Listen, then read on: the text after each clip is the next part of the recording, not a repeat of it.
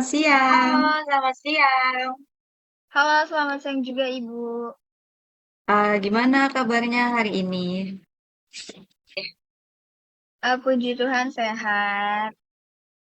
Oke. Sebelum Ibu lanjut ya untuk di sesi konseling ini, kita mulai dulu dengan doa dulu ya. Nanti habis itu kita akan lanjut dengan tahap yang lain. Oke, sebelum kita mulai, kita berdoa dulu. Berdoa, mulai.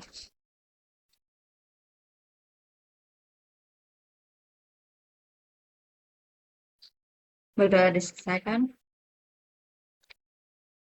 Oke, sebelum itu Ibu mau kita kenalan dulu ya, karena kan kita akan membahas sedikit detail ya. Jadi Ibu mau lebih mengenal dulu nih sama kamu, Novena Valdika.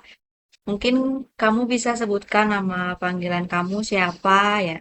Jadi biar kita bisa saling kenal nih antara saya dan kamu. Jadi kita bisa mengalir nih, bisa membangun suasana yang enak aja gitu untuk nanti kita bisa cerita-cerita.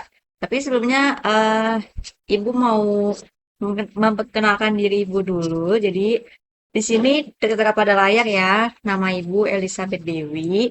Nah, kamu bisa panggil Ibu Ibu Dewi ya. Di sini Ibu akan membantu kamu. Ibu akan mendengarkan cerita kamu, curhatan kamu. Nanti kita akan cari bersama-sama solusi dari permasalahan yang kamu hadapin. Nah, Ibu udah sedikit perkenalan dari Ibu. Sekarang Ibu mau kamu memperkenalkan diri kamu. Oke, jadi selamat pagi Bu Dewi.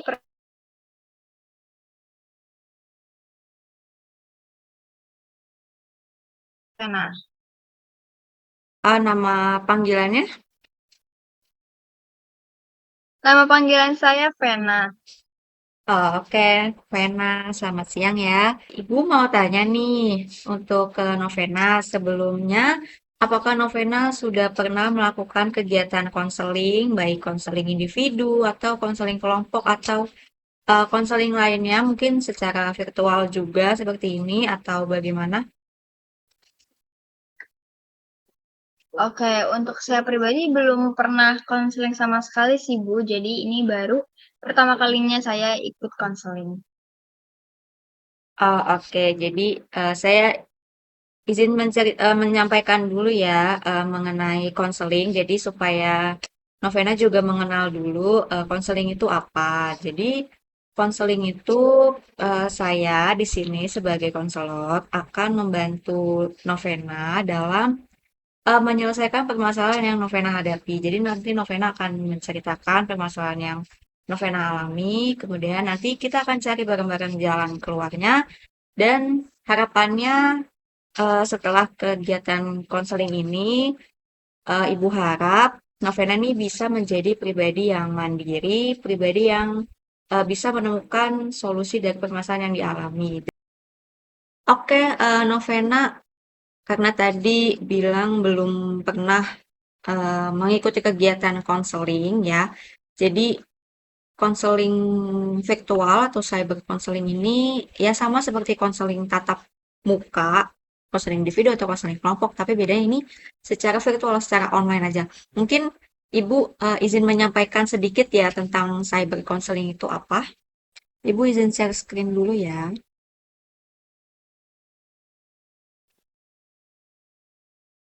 Ya, apakah sudah terlihat share screen Ibu? Sudah Bu. Oke. Jadi cyber counseling ini profil singkat dari Ibu ya. Tadi kita sudah perkenalan di awal. Nama Ibu Elizabeth Dewi. Jadi nanti Novena bisa manggil Ibu selama proses konseling ini Ibu Dewi aja. Jadi ini penjelasan mengenai cyber counseling. Jadi cyber counseling ini penggunaan teknologi informasi dan komunikasi atau biasa disebut dengan TIK yang bertujuan itu untuk menyelenggarakan layanan konseling secara jarak jauh antara konselor dengan klien. Jadi konseling itu bisa dilakukan di mana aja dan kapan aja.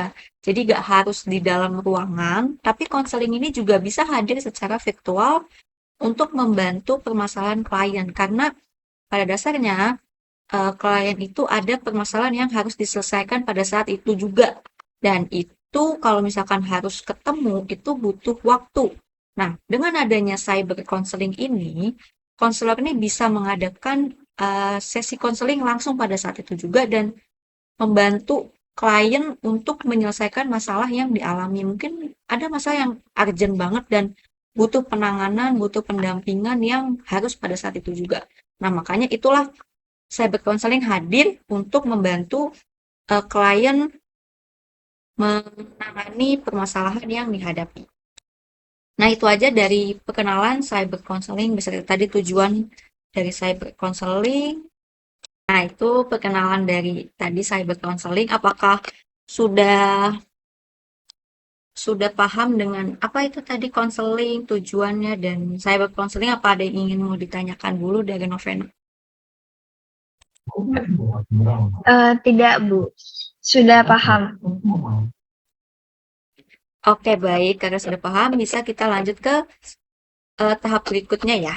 Sebelum itu, Ibu memastikan dulu nih apakah Novena sudah siap untuk menyampaikan permasalahan yang dialami oleh Novena saat ini. Siap, Bu. Oke, baik. Terima kasih kesediaannya. Ibu mau tanya dulu nih, apa sih masalah yang Novena alami saat ini yang mungkin mengganggu keseharian Novena, yang mungkin mengganggu aktivitas yang biasanya Novena lakuin terus jadi terhambat nih karena adanya masalah yang saat ini sedang dihadapi. Mungkin boleh diceritakan dulu sedikit jelasnya permasalahan yang dialami Novena.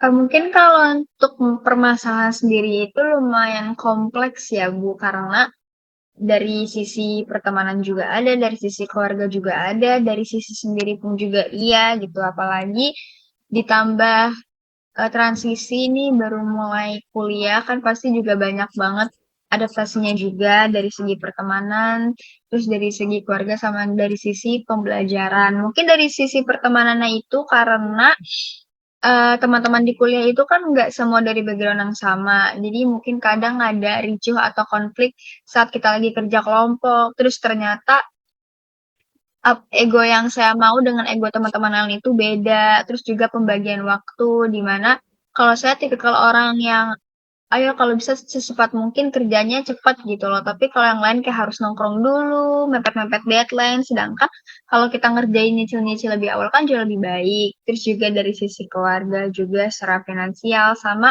mungkin kendala dalam pembelajaran. Karena transisi ini pasti ribet banget dong, banyak banget tugas apa segala macam. Dan pastinya juga dari jarak kuliah ke rumah nih karena jauh. Jadi pasti udah juga capek duluan di jalan. Mungkin itu sih yang paling membebani beberapa bulan terakhir ini. Oh, oke, baik. Saya tadi sudah mendengar dan saya coba rangkum ya. Jadi masalah yang dialami Novena saat itu adalah masalah pertemanan ya. Fokusnya itu masalah ke tugas kelompok, terus juga pembagian waktu. Jadi Novena itu maunya kalau ada tugas kelompok, ayo kita kerjain sekarang. Sedangkan teman-teman kelompok dari Novena ini maunya ya udah bisa aja nanti gitu kan. Kita nongkrong aja dulu. Jadi sedikit berbeda lah prinsip dalam pengerjaan tugasnya. Novena maunya seperti ini, sedangkan teman-teman kelompoknya Novena maunya seperti ini. Nah, itu terjadilah sebuah permasalahan. Kemudian yang kedua tadi adalah masalah perkuliahan, yaitu jarak dari rumah Novena dengan jarak ke kampus itu lumayan jauh ya. Terus juga masalah tentang keluarga. Dari semua masalah yang tadi sudah Novena sampaikan, menurut Novena, mana nih masalah yang menurut Novena nih mengganggu aktivitas Novena banget dari semua yang tadi sudah Novena sampaikan? Mungkin kalau untuk saya pribadi lebih ke yang pertemanan di perkuliahan itu sibuk.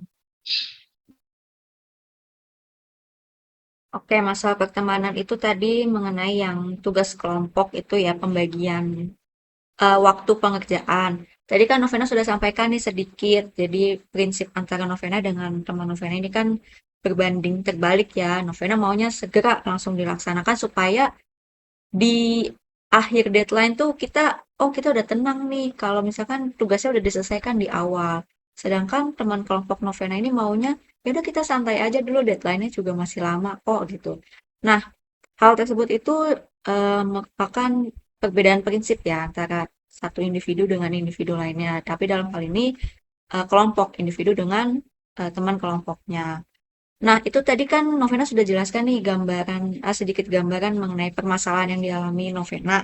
Mungkin bisa disampaikan lagi lebih detailnya, apakah dari permasalahan pembagian waktu pengerjaan tugas kelompok ini, apakah ada kericuhan atau keributan-keributan kecil yang terjadi antara Novena dengan teman kelompok belajar Novena atau bagaimana?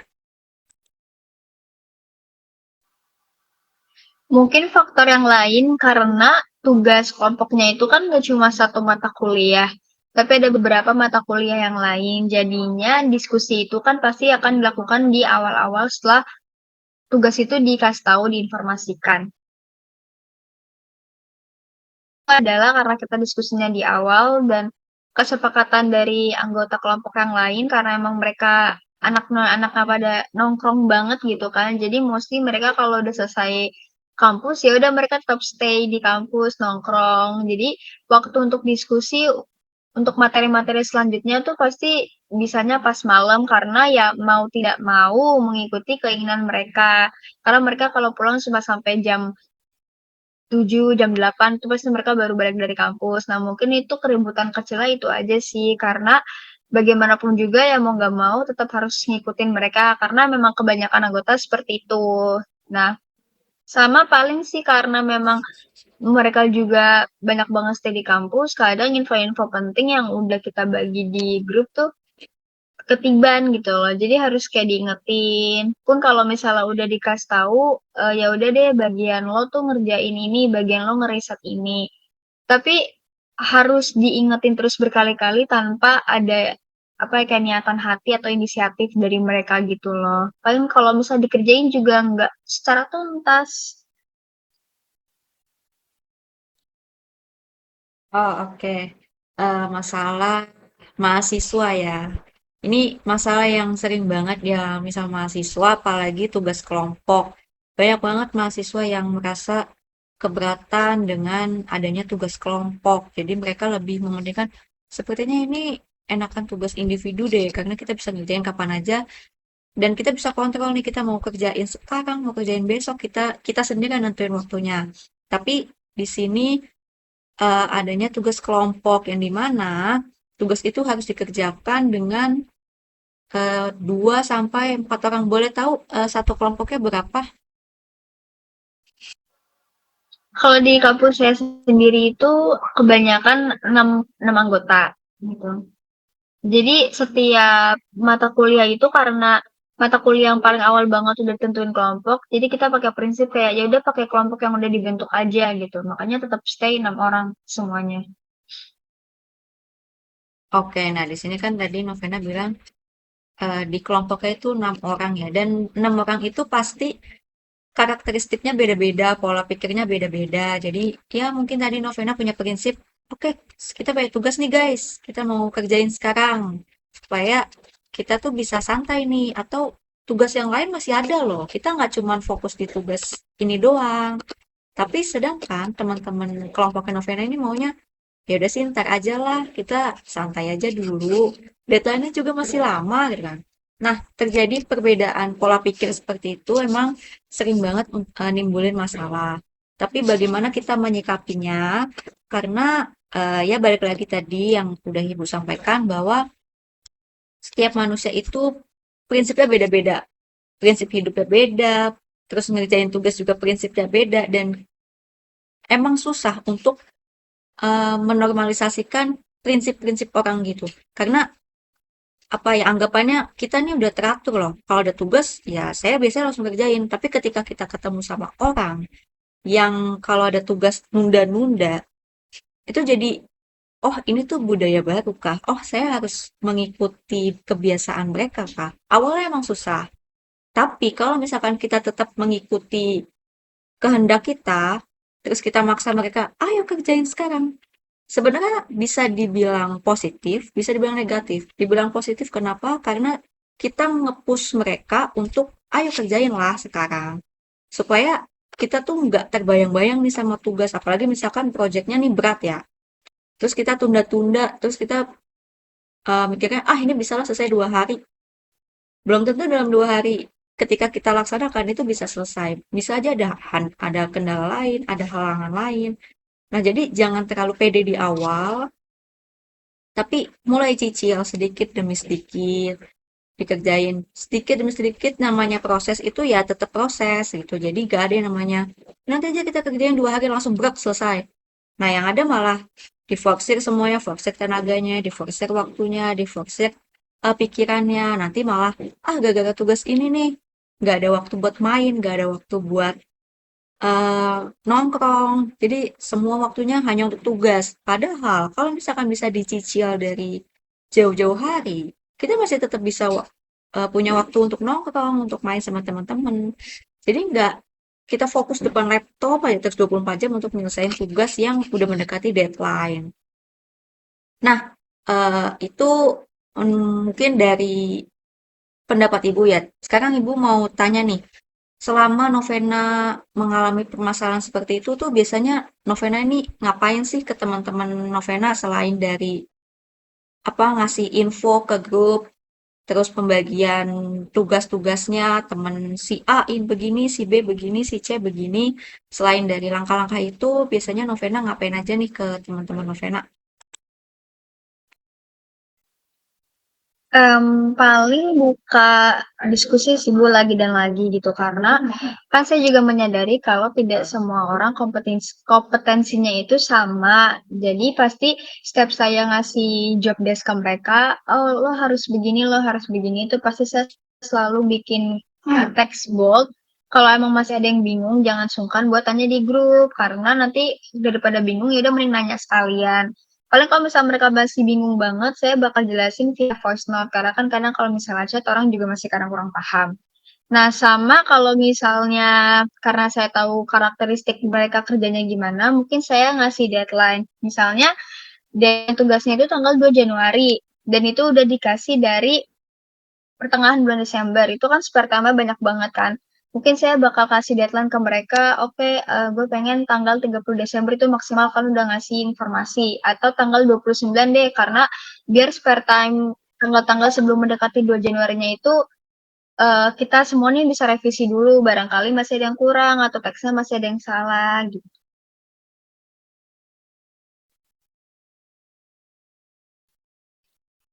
Oke, pembagian peran, pembagian tugasnya itu dari Novena sudah bagus ya. Terus tadi juga Novena sudah menyampaikan bahwa kompetensi setiap orang itu beda-beda dan kita nggak bisa menyamaratakan karena ya pada dasarnya memang individu itu sifatnya unik. Jadi individu A dengan individu B itu beda secara pemikirannya beda, secara prinsipnya beda, secara sifatnya beda, semuanya beda dan kita nggak bisa nih menyamaratakan kamu harus ngikutin kayak aku dong, gitu. Nggak bisa. Jadi itu sulit gitu kan. Tapi bagaimana kita bisa berbaur dengan teman-teman kelompok dari kelompok belajar ini supaya apa? Supaya kita tuh tidak terlalu dinilai dominan banget nih atau malah nanti jatuhnya dimanfaatin kayak ah gampang lah ada Novena kok gitu. Nah, terus Novena nih nggak speak up apa cuman ya udah ngasih tugas gini-gini. Nah, kalau misalkan kayak gitu jatuhnya malah kayak semua beban kelompok itu jadi seolah-olah diserahkan ke Novena semua. Jadi Novena semua nih yang nanggung beban tugasnya. Padahal ini tugas kelompok loh. Kenapa jadi kayak tugas individu? Karena jatuhnya Novena sendiri nih yang ngerjain. Padahal dari awal tuh udah disampaikan ya. Si A nanti tugasnya ini, si B tugasnya ini, si C tugasnya ini. Dan udah dikasih deadline-nya tanggal sekian ya. Udah harus ada update terbaru nih tentang proses kalian ngerjain tugas tuh udah sampai mana. Dan tadi juga Novena udah sampaikan kalau misalnya temennya merasa kesulitan atau bingung, boleh aja tanya aja di grup, kita diskusiin bareng-bareng. Itu sebenarnya udah langkah-langkah kecil yang membangun niat mereka untuk ayo loh kerjain ini tugas kelompok loh. Tapi ya kita balik lagi ke teman-teman dari si Novena ini. Apakah mereka mau langsung ngerjain saat itu juga atau ya tetap berpegang pada prinsipnya ya udahlah nanti gitu. Itu kita kembalikan lagi ke mereka karena pada dasarnya motivasi seseorang itu bisa berasal dari dalam diri mereka sendiri atau dari orang lain dari luar ya. Nah, dari luar ini mereka udah dapet, udah didorong sama Novena, ayo kita kerjain nih. Udah dikasih gitu. Ibaratnya udah disuapin loh. Nih, kamu tugasnya ini. Misalkan tugas bikin karya ilmiah lah, selayaknya mahasiswa. Bikin karya ilmiah, bikin artikel, terus dibilang, nih kamu nanti cari ya bagian ini, poin ini. Nanti kamu cari bagian poin ini, poin ini. Ibaratnya itu udah disusun, udah ada kerangkanya, udah disusun nih sama Novena. Tapi bagaimana teman-temannya itu bisa menyelesaikan, kita balikin lagi ke mereka. Niatnya gimana? Kalau misalkan mereka niat, ya udah kita langsung kerjain. Tapi kalau misalkan mereka nggak niat, ya tadi yang Novena sampaikan, ya udah masih nanti. Atau malah, ya udah kalau nggak dikerjain juga ntar Novena sendiri kok yang nge-backup, ntar Novena sendiri kok yang nyelesain. Malah jadi kita yang gondok sendiri dengan respon teman-teman atau malah perilakunya teman-teman dari teman kelompok kita. Nah, biasanya nih, tadi kan Novena udah sampaikan nih kan langkah-langkah kecil yang biasanya nih Novena sampaikan ketika ada tugas kelompok. Terus setelah Novena kasih nih pembagian tugasnya ke teman-teman Novena itu, respon dari teman-teman kelompok Novena gimana? Apakah menerima atau ada yang membantah atau bagaimana?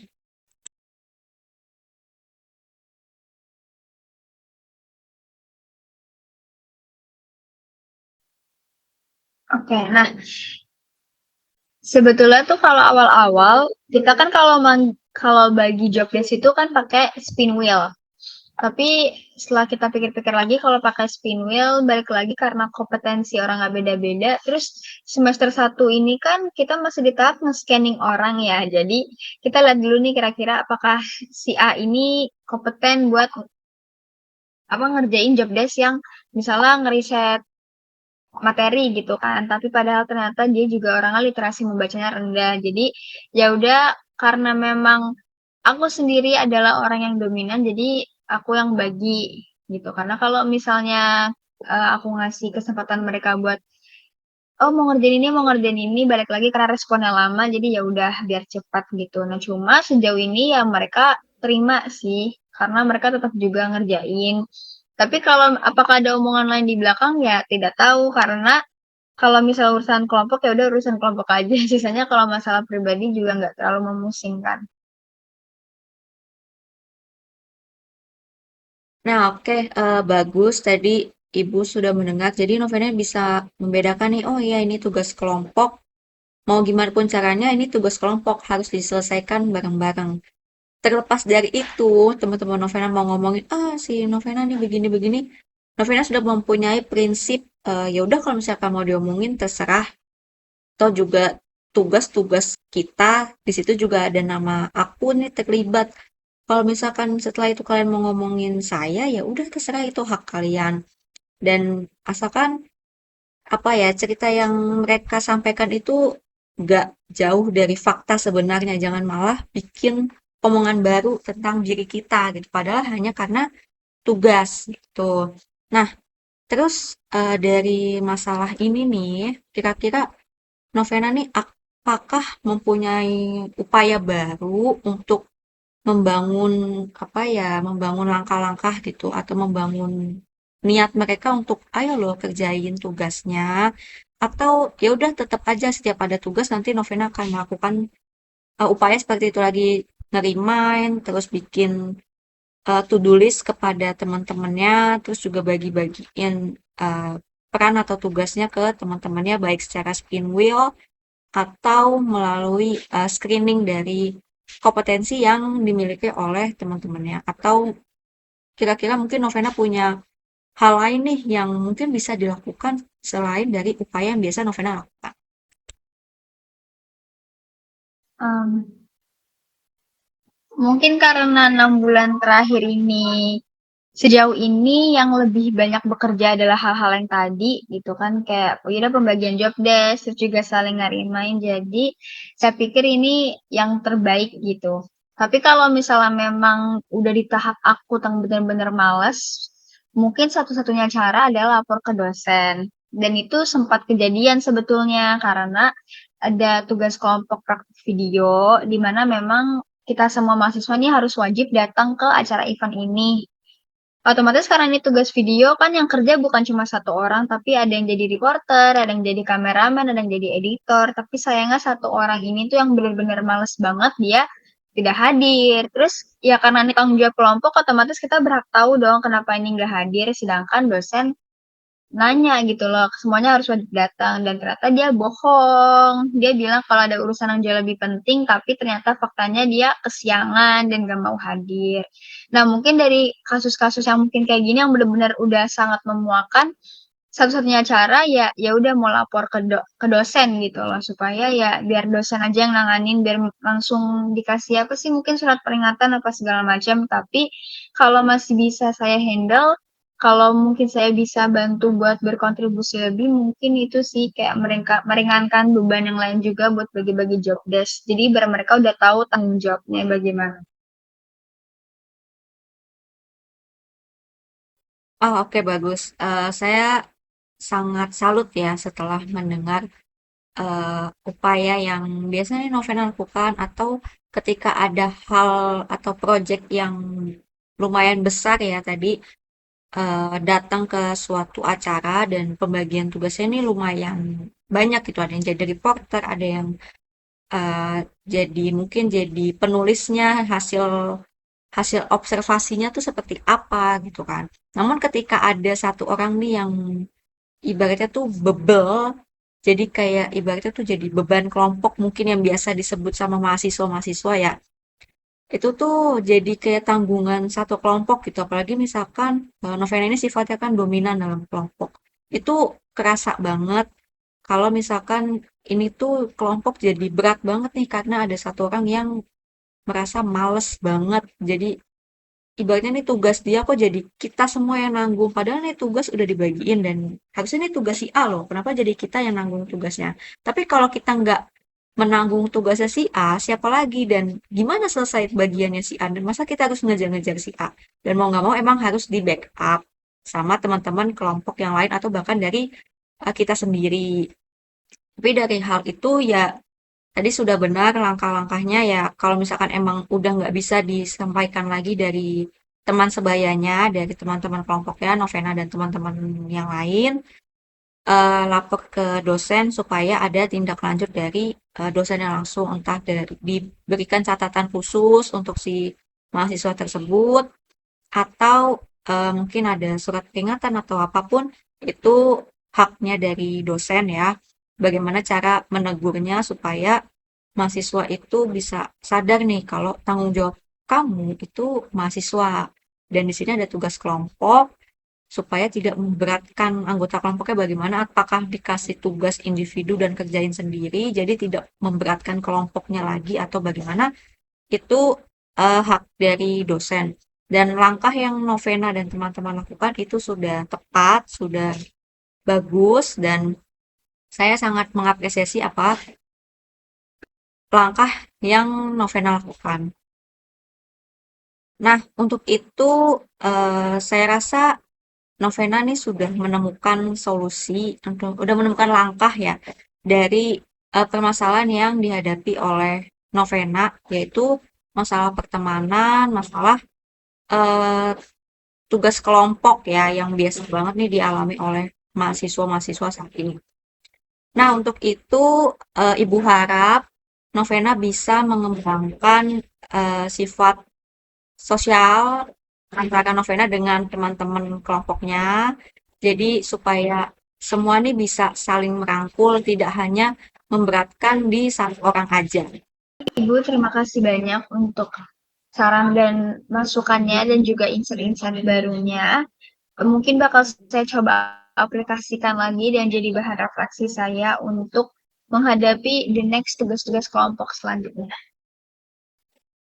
Iya, Novena, sama-sama. Saya sangat senang bisa mendengar permasalahan yang dialami Novena saat ini dan bisa membantu memberi insight untuk permasalahan yang Novena alami. Semoga Novena bisa menjalani hari-hari sebagai mahasiswa ya, karena sejatinya tugas kelompok itu akan pasti selalu ada sampai di penghujung semester. Dan Ibu harap ketika permasalahan ini terjadi lagi, Novena sudah tahu nih akan melakukan apa karena sudah mempunyai pondasi untuk upaya-upaya yang biasa Novena lakukan. Semoga Novena bisa menjalani hari-hari sampai di akhir semester, di semester 8 sampai tuntas ya. Semua permasalahan perkuliahan sebagai mahasiswa bisa dijalani, bisa dituntaskan walaupun banyak drama-drama yang mengiringi ya. Jadi Ibu harap Novena bisa menjadi mahasiswa yang kuat dan bisa tangguh nih setiap ada tugas. Oke, Ibu rasa cukup untuk permasalahan ini dari Novena. Apakah ada pesan yang ingin disampaikan atau bagaimana? Mungkin bisa memberi kesan-pesan dan harapannya setelah Novena melakukan konseling secara virtual. Mungkin kesan dari saya karena ini juga pengalaman pertama, jadinya kan pasti bakalan nervous kan awal-awalnya. Apakah mungkin susah dari kendalanya, terus apakah kayak menegangkan seperti yang dipikirkan? Ternyata tidak. Dan mungkin semoga di kesempatan, bentar, boleh? Di semuanya. Ayo, lala. Mungkin pesan dari saya itu karena kan dari awal ekspektasi saya mungkin masih tegang banget nih karena baru pertama kali konseling, tapi ternyata tidak semenegangkan itu dan harapannya semoga saya punya kesempatan yang lain untuk bisa berkonsultasi atau sekadar untuk curhat kehidupan saya. Oke, baik. Terima kasih untuk kesan, pesan, dan harapan yang sudah Novena sampaikan. Saya rasa konseling hari ini cukup, konseling pada pertemuan ini. Semoga nanti bisa diaplikasikan dalam hidup Novena, permasalahan yang Novena sedang alami. Oke, itu aja. Ibu sangat senang sudah bisa membantu Novena dalam menyelesaikan permasalahan yang Novena alami. Untuk itu, dalam mengakhiri pertemuan ini, mungkin sebelumnya kita tutup dulu ya dengan doa ya, karena tadi di awal kita sudah awali dengan doa pembuka. Sekarang sebelum itu kita akhiri dengan doa penutup dulu ya. Mari kita berdoa untuk mengakhiri kegiatan konseling virtual pada pertemuan. Berdoa dipersilakan.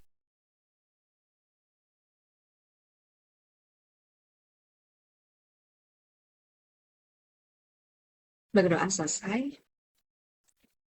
Baik, terima kasih Novena atas pertemuan konseling secara virtual dengan saya sebagai konselor, yakni Ibu Dewi.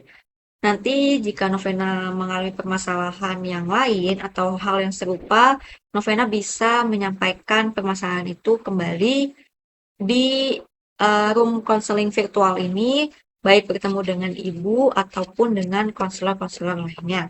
Oke, sampai jumpa di pertemuan berikutnya. Tetap semangat menjalani hari-hari sebagai mahasiswa. Terima kasih, selamat siang. Terima kasih juga Ibu, selamat siang.